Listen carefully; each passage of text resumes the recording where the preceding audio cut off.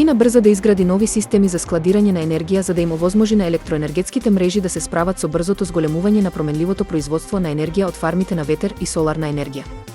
Но, за навистина да има корист од технологијата, земјата треба да обезбеди стационарни батерии да се користат почесто. Новиот капацитет за складирање енергија во Кина, сегмент во кој доминираат литиум-ионските батерии, скокна на 44 гигавати на крајот на јуни, што е за 40% повеќе од почетокот на годината, покажаа податоците од Националната управа за енергетика. Тоа веќе ја надминува целта на земјата за 2025 година и помага да се одржи глобален бум, со складирање на енергија што ги претекнува електричните возила како најбрзо растечки пазар на батерии минатата година. Кина е во средина на бум за инсталирање на капацитети за чиста енергија, со новите фарми за ветер и соларни сили кои го одржуваат рекордното темпо од минатата година. И досега, мрежата можеше да го искористи најголемиот дел од таа моќ.